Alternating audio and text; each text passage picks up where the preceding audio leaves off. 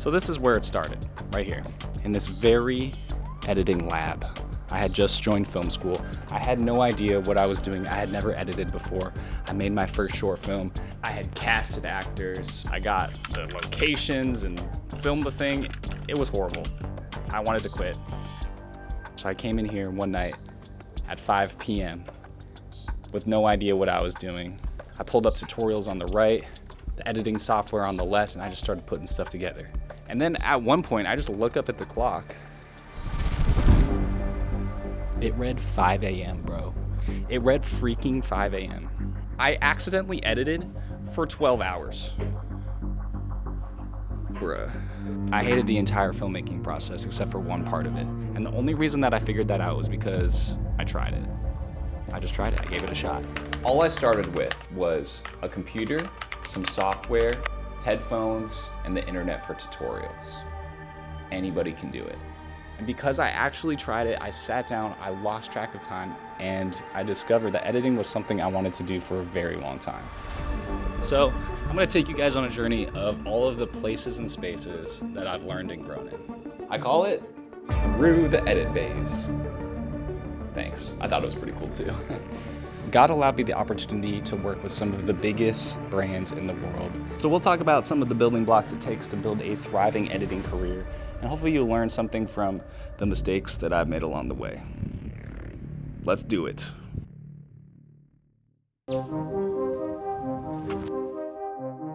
So I had some skill from school and I learned a lot, but I wasn't able to do different genres like music videos that I really wanted to do. So I had to be creative and think of a way to learn how to do stuff like that.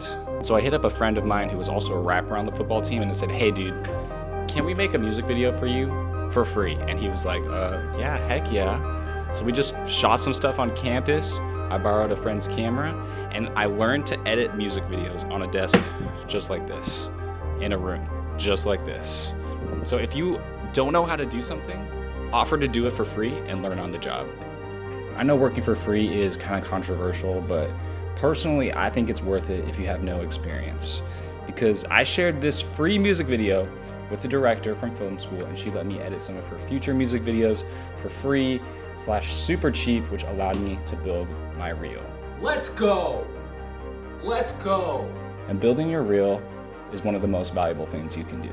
And the gear I had was pretty simple. All I had was headphones, a laptop, hard drive, and we're good to go. Let's go! Woo! So here I am in my corporate era. I got, a lot of reps here, which is the whole point. I was struggling really hard to get work because I was very inexperienced. And so what does this help you do? It helps you get reps. It helps you get better really, really fast. And gear-wise, at this point, I had my hard drives, my Anker cables, power supply, headphones, computer, everything was very simple. It's nice to have monitors, to have other things that a corporate office can actually provide you, and you can keep your workspace, a little more neat. I'm messy, but a bigger desk is really nice. So I actually used these corporate videos and some of the free music videos I was able to make to build a reel, put it together, and I sent it to a director, and he actually paid attention. It was like a big break. It was awesome. So here's where the freelance career started. Humble beginnings, just kind of in the room here. But I was able to edit, music videos for big artists like Tyga and G-Eazy. And bro, I actually did a documentary for Tyga. That's a crazy story. Let me tell you. I had to work through a big failure. I erased the entire hard drive for the Tyga documentary. Completely. I erased it all. I got literally 2 hard drives mixed up and I was trying to format one and I formatted the wrong one. And I was like, yeah, my career's over now. It's done.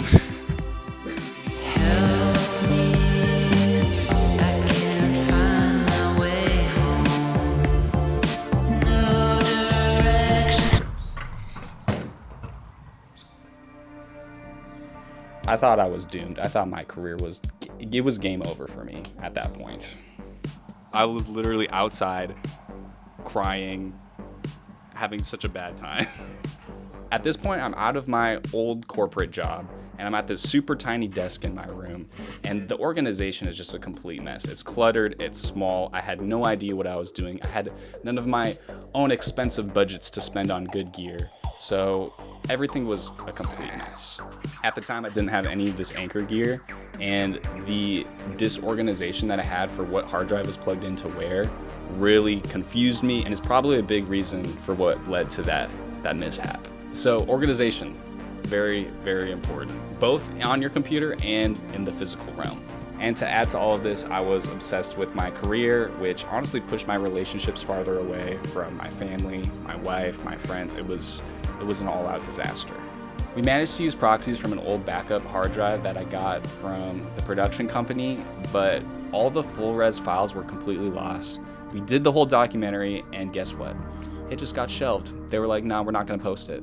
So I just went to the director and I said, you know what? I messed up. I made a mistake. I erased it. We figured it out. No harm, no foul. So just take responsibility for your failures, and people will notice that and they'll want to work with you.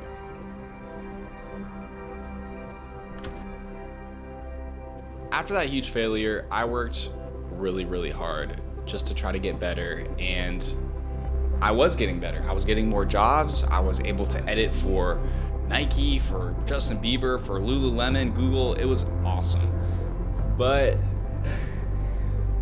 when you get better and when you just start putting everything into editing, other parts of your life suffer, and you start to lose out on your health, on your mental health, emotional health, physical health. And honestly, editing just takes such a toll on your body.